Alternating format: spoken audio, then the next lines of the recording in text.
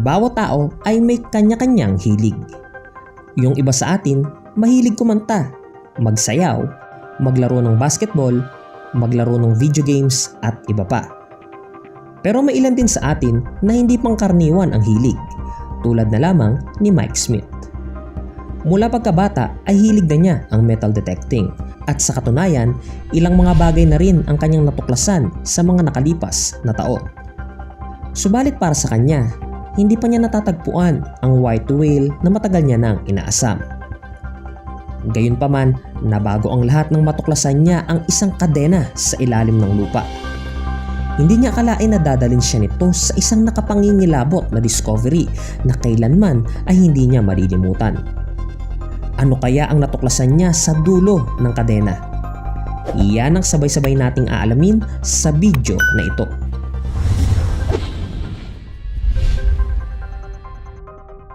Si Mike Smith ay tubong Pembrokeshire, Wales at noon pa man ay isa na siyang metal detecting enthusiast. Kaya naman ang paglabas at paghahanap sa mga nakabaong kayamanan, umulan man o umaraw ay pangkaraniwang bahagi na lamang ng pang-araw-araw na buhay ni Mike.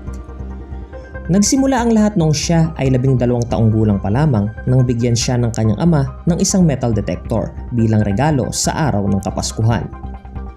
Mula noon, nakagiliwan na ni Mike na lumabas sa tuwing may pagkakataon at para sa kanya, wala nang mas sasaya pa kapag tumunog na ang kanyang detector. Likas na kay Mike ang pagiging curious, kaya naman isang maulang araw noong February 2018, napagpasya niyang mamasyal sa isang bukirin kasama ang kanyang metal detector. Makaraan ng ilang minuto, tumunog ang detector. Walang kamalay-malay si Mike na ito na pala ang simula ng mga nakapangingilabot na karanasan na babago sa kanyang buhay. Matapos tumunog ng detector, sinimulan ni Mike na suyurin ang mga natitirang bahagi ng bukirin. Labis ang pagtataka ni Mike sapagkat habang papalayo siya sa pinagmulan ng unang tunog, papalakas ng papalakas ang tunog ng detector. Napaisip si Mike kung nagmamalfunction lang ba ang kanyang detector o mayroon talagang malaking bagay na nakabaon sa ilalim ng bukirin. Isa lamang ang paraan para malaman kung tama ba ang reading na binibigay ng detector. Yun ay ang hukayin ang lupa na pinagmumulan ng pinakamalakas na tunog. Kaya naman agad na kinuha ni Mike ang kanyang pala at sinimulang hukayin ang mamasamasang lupa. Matapos ang ilang minuto, nagawang humukay ni Mike ng butas sa lupa na may isang talampakan ng lapad at 2 talampakan ng lalim. At mula rito, isang bagay ang natuklasan ni Mike. Isang maliit na bilog na bagay na may pagkakahawig sa isang barya. Subalit nang tanggalin niya ang putik na bumabalot dito, napag-alaman niyang hindi ito isang barya kundi isang ancient ring na nakakabit sa isang bagay na itsurang barya at tila ito ay bahagi ng isang kadena o aparato noong unang panahon. Ngunit bago pa man niya ito mapag-aralan ng husto, isa pang bagay ang napansin niya na nakabaon sa tabi nito. Sinubukan itong hugutin ni Mike gamit ang kanyang mga kamay subalit ayaw nitong matinag. Ayaw niya na mapinsala ang nasabing bagay kaya naman naisipan niyang hukayin na lamang ito gamit ang kanyang mga kamay. Kalaunan, napag-alaman ni Mike na ang misteryosong bagay na ito ay bahagi pala ng isang sinaunang kadena.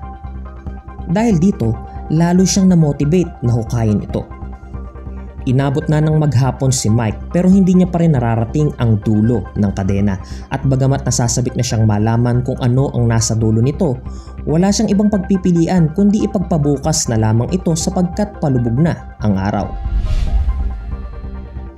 Halos hindi nakatulog si Mike noong gabing yon kakaisip sa kanyang natuklasan. Paano kung ang natuklasan niya ay bahagi ng nakakakilabot na nakaraan at may dahilan pala kung bakit ibinaon sa ilalim ng lupa ang kadena. Malinaw na walang ideya si Mike hinggil dito.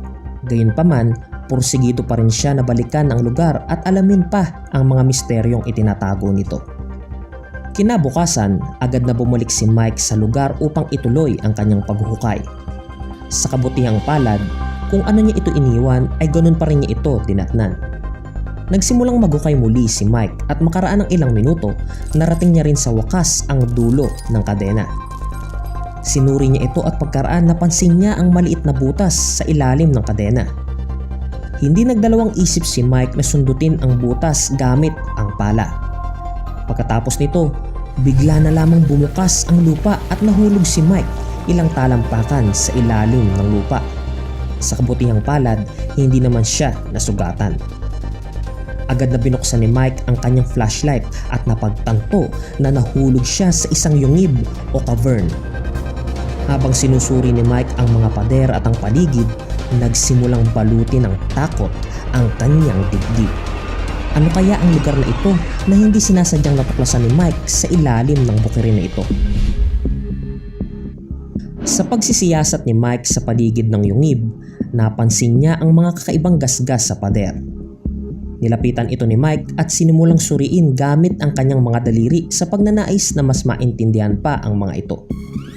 Kalaunan, napag-alaman ni Mike na hindi talaga gasgas ang mga ito, kundi mga simbolo na binubuo ng letrang VV na paulit-ulit na inukit sa pader. Ayaw mang isipin ni Mike, pero ang mga marka sa pader ay tila inukit ng mga kuko ng isang tao. Bagamat natatakot, nanaig kay Mike ang pagiging treasure hunter at napagdesisyon ng sundan ang mga marka sa pader. Sinundan ni Mike ang mga marka sa pader at kalaunan dinala siya nito sa isa pang butas sa lupa. Doon napansin niya ang isang bagay na nakalubog sa putik. Kinuha ito ni Mike at tinanggal ang putik na bumabalot dito. Sa puntong ito, sigurado na si Mike kung ano ang bagay na kanyang hinahawakan. Isang human molar. Hindi makapaniwala si Mike na hahantong ang kanyang treasure hunting sa isang nakatanging nilabot na discovery ng labi ng tao. Dito na naisipan ni Mike na tumawag sa otoridad at ipaalam sa kanila ang kanyang natuklasan. Tinawagan niya ang National Museum of Wales na agad namang nagpadala ng mga eksperto sa kanyang kinaroroonan. Maging ang mga archaeologist ay hindi makapaniwala sa natuklasan ni Mike sapagkat noon pa man ay wala pang natutuklasang ganitong mga bagay sa nasabing lugar. June 2018, 4 na buwan matapos ang pambihirang discovery ni Mike, sinimula ng mga archaeologist na alisin ang mga artifact sa nasabing lugar. Gamit ang wastong plano at mga kagamitan sa paghuhukay, natuklasan nila ang dalawang kinakalawang na gulong ng kalesa. Sinuri rin nila ang mga simbolong VB na nakaukit sa pader ng ngib at napag-alaman na ito ay mga Marian marks na ginagamit noong unang panahon para protektahan ang isang lugar laban sa mga demonyo at iba pang masasamang espiritu. Napag-alaman din ng mga archaeologists na ang mga kadenang natuklasan ni Mike ay bahagi ng harness ng kabayo at ang mga kinakalawang na gulong naman na kanilang natuklasan ay bahagi ng isang chariot o kalesa at ayon sa kanila, tinatayang 2,500 years old na ang mga ito. Binigyang linaw rin nila na hindi pag-aari ng tao ang molar na natuklasan ni Mike kundi pag-aari ng kabayo na nakalibing sa lugar. Matapos ang pag-aaral na isinagawa ng mga archaeologist, napag-alaman nila na ang matataas na opisyal noong Iron Age ay karaniwang inililibing kasama ng kanilang sandata, kabayo at kalesa. Kaya naman malaki ang tsansang may nakalibing din na sinaunang tao sa yungib na natuklasan ni Mike. Naniniwala ang mga archaeologist na isa itong burial site at marami pa silang matutuklasan sa lugar. Sa ngayon, patuloy pa rin ang investigasyon ng mga eksperto sa nasabing lugar at kamakailan lamang 2 burial site pa ang natuklasan nila roon. Naniniwala sila na hindi lang libingan ang natuklasan ni Mike kundi isang Celtic settlement o isang buong komunidad ng sinaunang tao.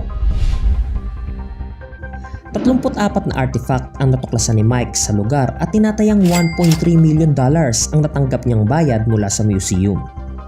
Gayunpaman, 50% nito ay ibinigay niya sa may-ari ng lupa sapagkat iyon ang naaayon sa batas. Hindi na rin masama, ika nga. Ito ang pinakamalaking discovery ni Mike Smith sa buong buhay niya at ito rin ang bumago sa buhay niya at ng kanyang pamilya. Kundi siya nagpursige na hukayin ng kadena, marahil iba ang nakatuklas nito o hindi na ito matuklasan pa kailanman. Sa kabutihang palad, nanaig kay Mike ang determinasyon kaya masasabi nating pag may tiyaga, may nilaga.